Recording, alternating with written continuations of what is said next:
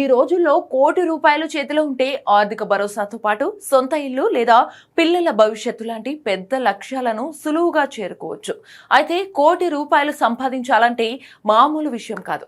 అయితే 10 ఏళ్లలోనే ₹1,00,00,000 సంపాదించవచ్చని మార్కెట్ నిపుణులు చెబుతున్నారు.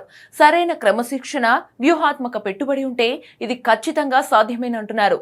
ఆ లెక్కలేంటో, ఏ ఫండ్స్ లో ఇన్వెస్ట్ చేయాలో ఈ స్టోరీలో చూద్దాం.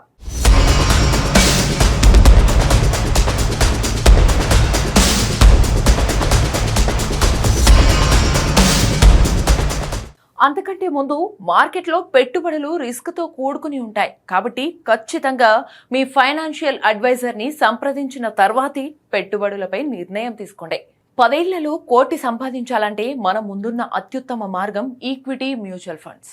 మార్కెట్ ఒడిదుడుకులను తట్టుకుని నిలబడితే దీర్ఘకాలంలో సగటున 10 నుండి 16% వరకు రాబడులు పొందే అవకాశం ఉంది. మీరు ఆశించే రాబడిని బట్టి మీరు చేసే నెలవారీ సిప్ మొత్తం మారుతుంటుంది. ఉదాహరణకు మీకు నెలకు 10% రాబడి వస్తుందనుకుంటే మీరు ప్రతి నెల ₹50,000 పొదుపు చేయొచ్చు.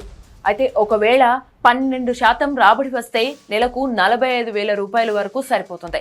అదే 14% రాబడి వస్తే నెలకు ₹41,000 పొదుపు చేయాలి. ఒకవేళ మీ లక్ బాగుండి 16% రాబడి వస్తే నెలకు ₹37,000 చొప్పున పెట్టుబడి పెట్టిన ₹1,00,00,000 మార్కును చేరవచ్చు.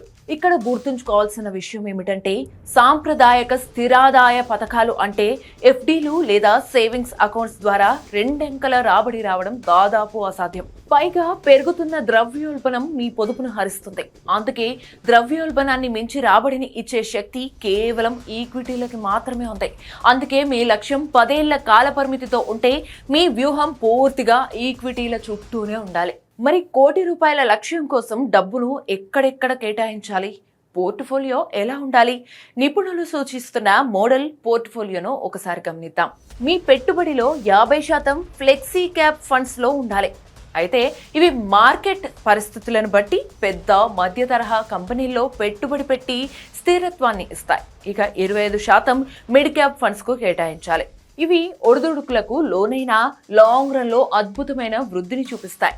మిగిలిన 25% స్మాల్ క్యాప్ ఫండ్స్ లో పొదుపు చేయవచ్చు.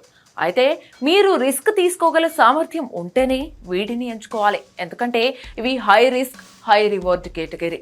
ఈ ప్రయాణంలో అత్యంత కీలకమైనది చక్రవడ్డీ లేదా కాంపౌండింగ్. మీరు మొదటి 5 నుంచి 7 ఏళ్ల వరకు చూస్తే మీ పెట్టుబడిలో ఎక్కువ భాగం మీరు కట్టిన అసలే ఉంటుంది. కానీ అసలైన మ్యాజిక్ ఆ తర్వాత మొదలవుతుంది. చివరి 3 ఏళ్లలోనే చక్రవడ్డీ ప్రభావంతో రాబడులు జెట్ స్పీడ్లో పెరుగుతాయి. అందుకే మార్కెట్ పడిపోయిందని భయపడి సిప్లను మధ్యలో ఆపేస్తే ₹1,00,00,000 కల చెదిరిపోయే ప్రమాదం ఉంది. ఒకేసారి నెలకు ₹50,000 పొదుపు చేయడం అందరికీ సాధ్యం కాకపోవచ్చు. అలాంటి వారి కోసం స్టెప్ అప్ సిప్ ఒక వరం. మొదట చిన్న మొత్తంతో ప్రారంభించి మీ జీవితం లేదా ఆదాయం పెరిగిన ప్రతి ఏటా మీ పెట్టుబడిని 5 నుంచి 10% పెంచుకుంటూ వెళ్ళాలి. ఇలా చేయడం వల్ల ఆర్థిక భారం పడకుండా లక్ష్యాన్ని సులభంగా చేరుకోవచ్చు. చివరిగా ఒక్క మాట, ఒకేసారి పెద్ద మొత్తంలో ఇన్వెస్ట్ చేయడం కంటే సిప్ ద్వారా క్రమంగా పొదుపు చేయడమే సురక్షితం. దీనివల్ల మార్కెట్ ఒడిదుడుకుల నుంచి రక్షణ లభిస్తుంది. 10 ఏళ్ల క్రమశిక్షణ, నెలకు ఖచ్చితమైన పెట్టుబడి, ఈ 2 ఉంటే 10 ఏళ్లలో మీరు కోటీశ్వరులు కావడం అసాధ్యమేమీ కాదు.